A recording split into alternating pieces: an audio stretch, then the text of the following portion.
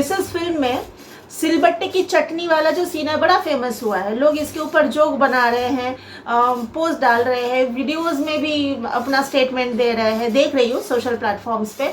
और वो बहू मिक्सी में चटनी बनाती है तो ससुर बोलता है कि मुझे सिलबट्टे की चटनी पसंद है, मिक्सी की चटनी नहीं खाना। तो मैंने घर पे बात किया मेरी मम्मी से कि मम्मी ऐसा ऐसा सीन दिखाया।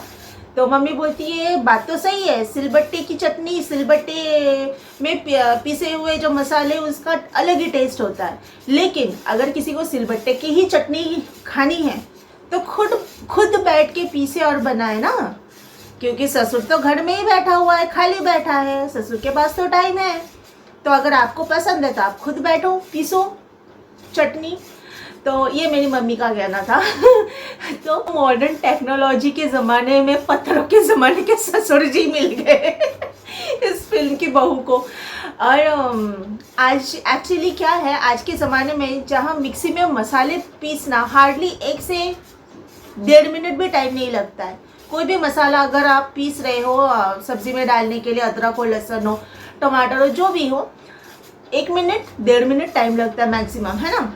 फिर भी लोगों के पास इतना टाइम नहीं होता है। मैंने देखे मेरे ससुराल में भी और मेरे रिश्तेदारों के घर में भी 4-5 दिन का या शायद हफ्ते भर का मसाला पीस के कटोरी में फ्रिज में रख दिया जाता है। वो 1 स्पून 2 स्पून एवरीडे निकाला जाता है, वही मसाला सब्जी में डाला जाता है। जबकि मिक्सी में इतना जल्दी मसाला फटाक से पीस जाता है, उसके बावजूद भी तो लोगों के पास इतना टाइम की कमी है कि हफ्ते भर का मसाला फ्रिज में रख के वही बासी मसाला एवरीडे सब्जी में डालते हैं और खाते हैं। तबीयत जाए भाड़ में, सेहत जाए भाड़ में, कुछ भी हो जाए, पेट सिस्टम, इंटरनल सिस्टम जाए भाड़ में, लेकिन वही बासी खाना है, जो हमारे घर में आज तक कभी नहीं हुआ। मेरी माँ बोलती है कितना टाइम लगता है, थोड़ा अदरक, थोड़ा लहसुन, थोड़ा जीरा पीस लेंगे, कितना 1 मिनट भी नहीं लगता। उतना टाइम अगर हम नहीं दे सकते तो हम खाना ही बनाना बंद कर दें। तो मैंने देखा, मेरे ससुराल में भी मैंने देखा है। मेरे ससुराल की तो बात अलग है, किचन में स्पेस इतना कम है ना कि मिक्सी रखने के लिए जगह नहीं है और वो पॉइंट भी नहीं है, प्लग पॉइंट जो होता है ना वो भी नहीं है।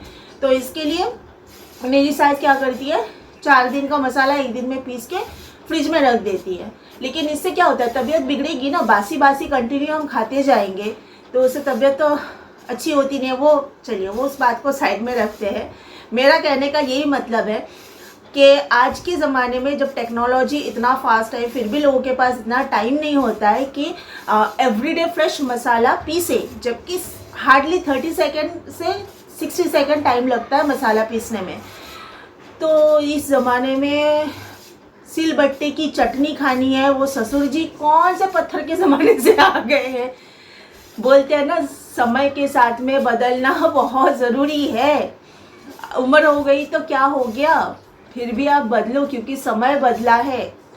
आज क्या हुआ, कोई पुराना रीति रिवाज, संस्कार, ये सब चीज़ों के बारे में बड़ा शो ऑफ कर रहा था। हमारे पूर्वजों ने ये सब बनाया और हम क्या 2 अक्षर पढ़ लिख क्या गए, तो हमारे पूर्वजों को हम गलत ठहराएंगे क्या। उन लोगों ने कुछ बनाया था रीति रिवाज, संस्कार वगैरह, तो सोच के ही बनाया था ना, उनका ऐसा कहना था। और बात किस बारे में हो रही थी, औरत की इज्जत घूंघट में ही है। तो मैंने उनको बोला कि आपके पूर्वज के टाइम पे घर में इलेक्ट्रिसिटी भी नहीं हुआ करता था, फैन लाइट्स नहीं हुआ करता था, और आपके हाथ में अभी शायद स्मार्टफोन होगा और आपके घर में शायद स्मार्ट टीवी होगी। वो ज़माना अलग था, ये ज़माना अलग है। आपके पूर्वज धोती कुर्ता में घूमते थे, इतना तो श्योर है। वो ज़माना था धोती कुर्ता पहनने का। तो अभी अगर आप बोल रहे हो कि आपके घर में पुराने संस्कार फॉलो किए जाते हैं, तो आपके घर के पुरुष लोग आज भी धोती कुर्ता और गांधी टोपी में घूमते हैं क्या? उन्होंने मेरी एक बात का जवाब नहीं दिया। तो सारा ये जो रीति रिवाज और संस्कार की बात होती है ना, सब ढकोसलापन है ना, सिर्फ औरतों के लिए है। ये पुरुष समाज कुछ भी पहने, वो लोग वेस्टर्न ड्रेसेस पहने, वो लोग शर्ट पहने, ट्राउज़र पहने, टी शर्ट पहने, पैंट पहने, वो लोग वेस्टर्नाइज हो सकता है, लेकिन औरत को घूंघट में होनी चाहिए।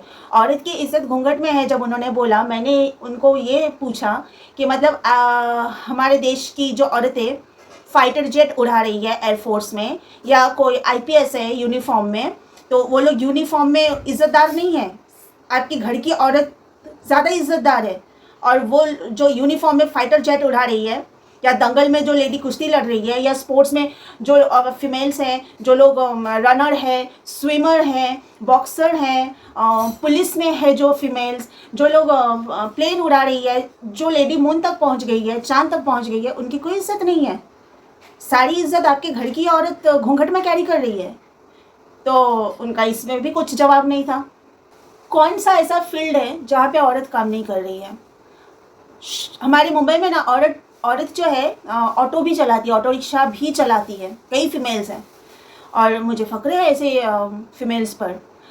मुझे सिर्फ लगता है कुली जो है ना, कुली शायद कोई औरत नहीं है, बाकी हर एक फील्ड में औरत आगे है। हमारे पूर्वजों के टाइम पे सती प्रथा, जिसके बारे में हम सबको पता है कि औरत को अपने पति के चिता में जिंदा जला दिया जाता था, मार मार के उस अधमरा किया जाता था, क्योंकि वो उस चिता में जलना नहीं चाहती थी, जिंदा जल के मरना नहीं चाहती थी, तो डंडे मार मार के उसको अधमरा किया जाता था। उसके बाद उसको जिंदा जला दिया जाता था। वो भी तो हमारे पूर्वजों ने ही बनाया था ना, वो प्रथा। उसे बंद करवाया गया ब्रिटिशों द्वारा, और राजा राम मोहन रॉय फीमेल्स राइट के लिए लड़ के ये बंद किया था। और उस टाइम पे वेस्ट बंगाल में लॉर्ड विलियम बेंटिंग का राज था, ब्रिटिश रूल था ना। तो ब्रिटिश रूल के टाइम पे राजा राम मोहन रॉय लड़ाई करके पेटिशन निकाल के इस चीज़ को बंद कराया था। तो वो भी तो पूर्वजों ने ही बनाया है।